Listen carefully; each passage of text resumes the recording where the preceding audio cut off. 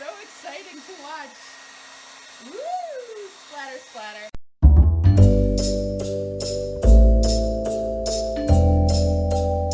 Hello! Liz here from Chicago's Children's Museum. And today we are going to be making melted crayon art. Woo! What you will need for this activity: crayons, a candle, and a hairdryer. Okay? First thing you're going to do is unwrap your crayons. This is a great activity to keep little hands busy. So you can use your nail to peel them off. Some are going to be easier to peel than others. Point is, you want to peel the crayons. Fun question to ask the kids out there is, why do you think if we're going to be using fire with candles, we have to peel off the paper? That's right, paper is flammable. So we want to make sure to be as safe as possible with this activity. Okay? So after you peel your crayons, it's a really simple step. You take your crayon and you put it by the fire. Okay? So I don't like to touch the flame directly.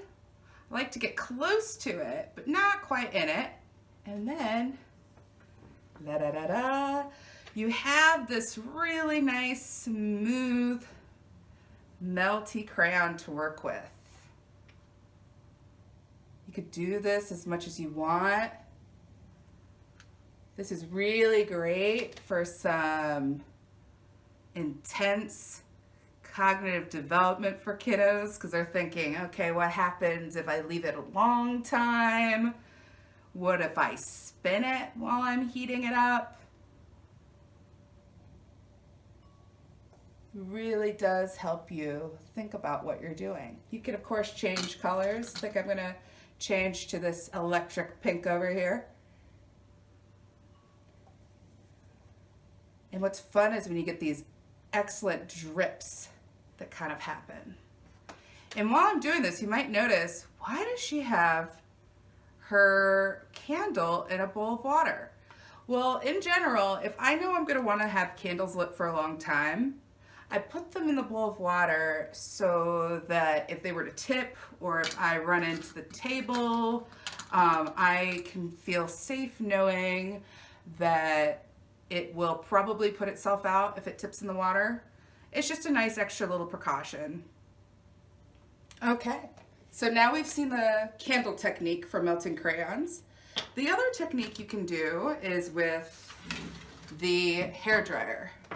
So how I do this is I like to tape down some crayons. I use tape instead of glue because with glue you're gonna have to wait for it to dry. And what a bummer, you know? It's like you wanna just get going, you wanna just start making your art. You don't have time for that. And you would obviously do this flat on a table. You still wanna tape it because the hairdryer is going to blow the thing away. Okay? So then what I'm going to do is just point and aim. This takes a few seconds to really get going, but I promise you it'll be worth it.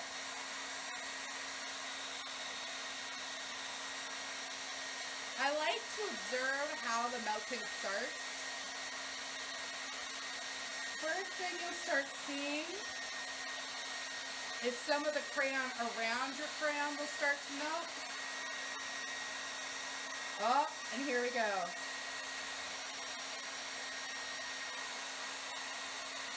How you angle your hairdryer will change how it melts. Ah, it's so exciting to watch. Woo! Splatter, splatter. As you can see, it's messy. Do this in a tiled area so you can just peel the wax off the floor, or use an old shower curtain or any sort of old blanket that you don't care about too much. Oh, it's so cool.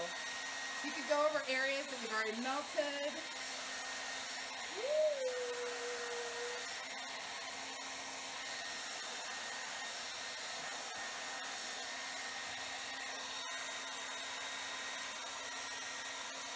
right, I need to stop. I'm having too much fun.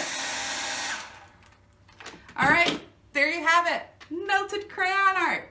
If you do try this at home, please share it with us here at the Chicago Children's Museum. We miss you so much. And thank you for making art with me today. And I will see you soon. Mwah!